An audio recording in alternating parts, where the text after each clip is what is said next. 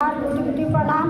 পরমারাধ্যা জগৎ জননী শ্রী শ্রী বড়মার শ্রীচরণে আমার কোটি কোটি প্রণাম।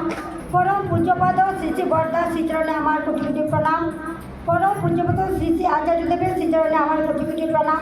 এখানে উপস্থিত সব মায়েদের আমার আনন্দিত জয়গুরু। আমাকে আদেশ করেছেন ঠাকুরের কথা বলার জন্য। জানি না আমি আমার তেমন কিছু ভাষাও নেই যে ঠাকুরের কথা বলবো। ঠাকুরের কথা বলার তো শেষ নেই। হ্যাঁ, মনে মনে তো অনেক কিছুই বাকি, তো অনেক কিছুই বলবো, কিন্তু বলার বেলায় তো আর জানি না কি ঠাকুর বলাবেন।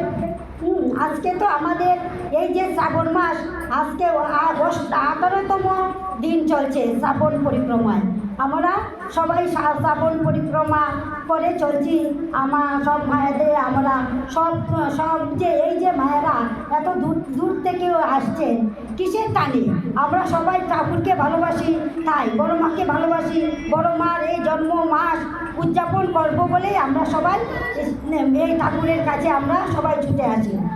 আজকে একটি বিশেষ দিন, হ্যাঁ, যে আজকে আমাদের পরম পূজ্যপদ শ্রী শ্রী বরদার মহাপ্রয়াণ দিবস। এই দিবসে আমরা যারা তিথি, আজকে এই মহাপ্রয়াণ তিথি, এই তিথিতে আমরা সবাই অভিসন্ন করি। হ্যাঁ, আমরা প্রত্যেক মা দাদারা মারা আমরা সবাই যে যার মতো আমরা সেদিন আজকের দিনে আমরা অভিসন্ন করছি। এই যে বরদা আমাদের পরম পূজ্যপদ শ্রী শ্রী বরদা ঠাকুর বলেছিলেন, তার যে এক জায়গায় ঠাকুর বলেছিলেন যে ঠাকুর যা টাকার অ্যাপি যা অপিটো, বরদাও তাই। ঠাকুর তাই বলেছিলেন যে বরদা সম্পর্কে। একবার ঠাকুর পার্লারে বসে ভক্তদের বসেছিলেন, তখন ঠাকুর বলেছিলেন সব ভক্তদের, ওই যে আমার যে এত এত বাণী, ওই বাণীগুলি কাদের জন্য? তখন সবাই কেউ অনেকে অনেক কথা বলছেন যে আমার জন্য কেউই বলেননি। সবাই যে যার মতো চুপ করে রয়েছেন, কেউই উত্তর দিচ্ছেন না। তখন পাশ দিয়ে বরদা যাচ্ছিলেন, তখন ঠাকুর বরদাকে ডেকে বলেছিলেন, বড় খোকা বলতো ওই সে এতগুলি যে বাণী, সেই বাণীগুলি কার জন্য? তখন বরদা উত্তর দিলেন, আজকে ওসব বাণী সব আমার জন্য। এই যে আমার আচার্যদেব এই যে বরদা বলেছিলেন আমার জন্য। বরদা ঠিকই, বরদা এই বাণীগুলি আচরণ করে আমাদেরকে শিখিয়ে দিয়েছিলেন কীভাবে আমরা চলবো, ঠাকুরের মতো আমাদের যাতে আমরা চলতে পারি। বরদা ছিলেন শিবের অংশ। বরদার কাছে আমরা শিব পূজা যদি করি, আমরা বরদাকে পূজা করলে আমাদের সেই শিব পূজা করা হয়।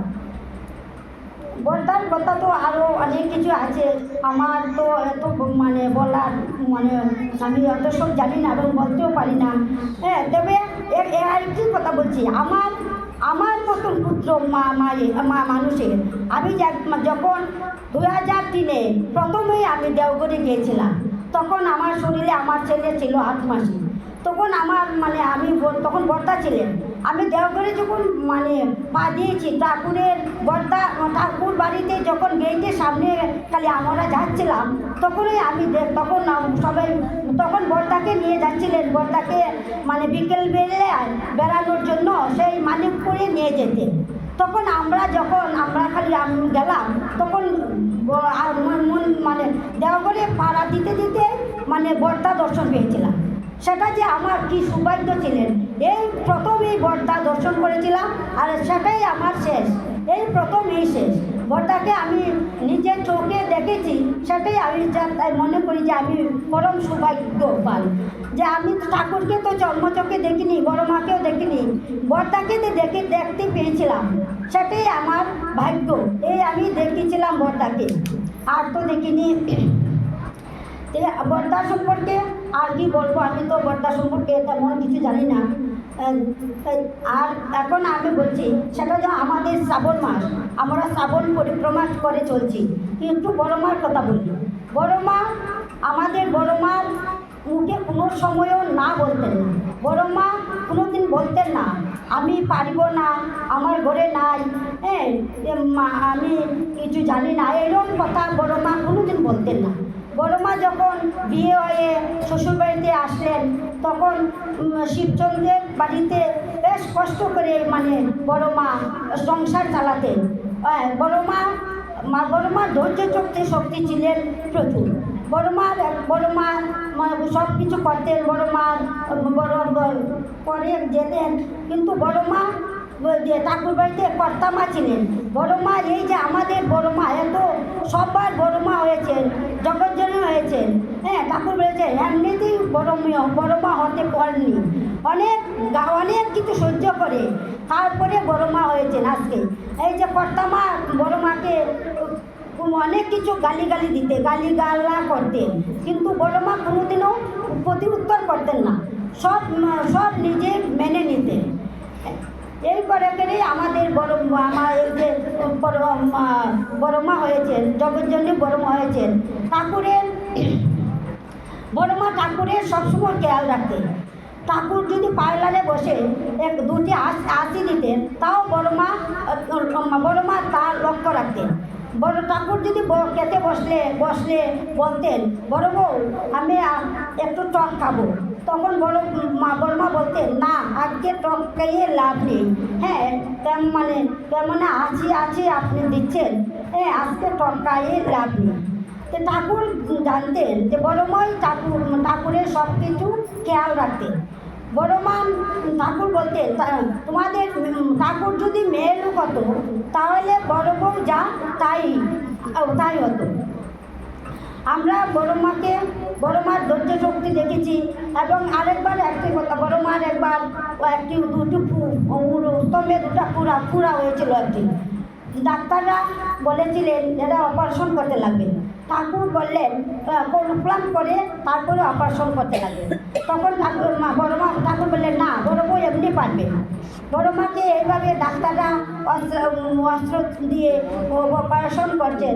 বড় মা নিঃশব্দে সব কিছু সহ্য করলেন, একটু হুয়া করলেন না।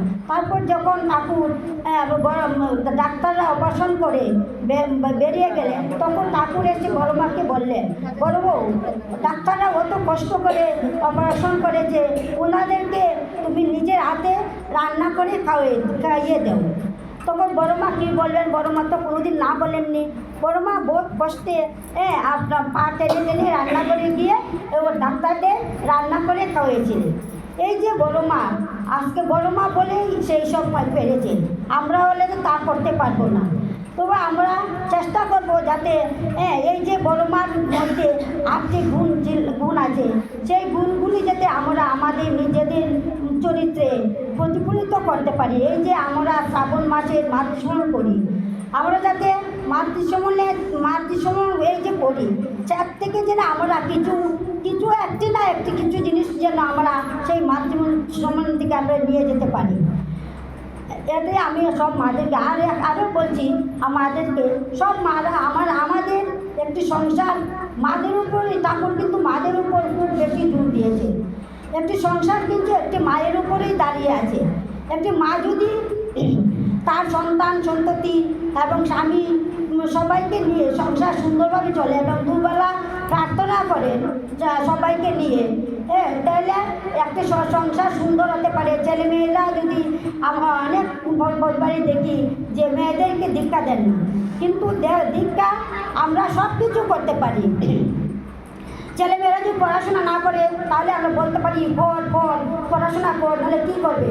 কিন্তু ঠাকুরের বেলায় ঠাকুরের সঙ্গে যুক্ত হতে আমরা মেয়েদেরকে যদি ঠাকুরের দীক্ষা নিতে আমরা বলি, তাহলে আমরা বলি কে না কি এখন দীক্ষা দেওয়া হবো না, বিয়ে হলে কোথায় বিয়ে হবে, তখন কী করবে। সব কিছু করতে পারি, কিন্তু ঠাকুরের বেলায় ঠাকুরের কাজ করতে কিছুই করতে পারি না। এখন আমরা আমাদের ডিপি ওয়ার্কের যে রবীন্দ্রনাথ ডিপি ওয়ার্কের ব্যাপারে এত সবাইকে বলছেন ডিপি ওয়ার্ক করার জন্য। আরও বলেছেন এই কথা যে ডিপি ওয়ার্ক হলে শারীরিক, মানসিক, সামাজিক, আধ্যাত্মিক সেই 4টি জিনিস আমরা পেতে পারি। আমরা যদি ডিপি ওয়ার্ক করি, সবাইকে বিশেষভাবে বলছেন ডিপি ওয়ার্ক করার জন্য। হ্যাঁ, ডিপিআর করলে অনেক কিছু অনেক দাদা গিয়েছিলেন ডিপিও মানে মা গিয়েছিলেন আচার্যদের কাছে, তার কোমর ব্যথা, তার ওষুধ কিছুতেই ছাড়ছে না। তখন আচার্যদের বলেছিলেন ডিপিআর কর, ডিপিআর করলে সব ছেড়ে যাবে। ডিপিআর এই বলে আজকে আমি আমার বক্তব্য এখানে শেষ করছি। যদি আমাকে ক্ষমা করবেন।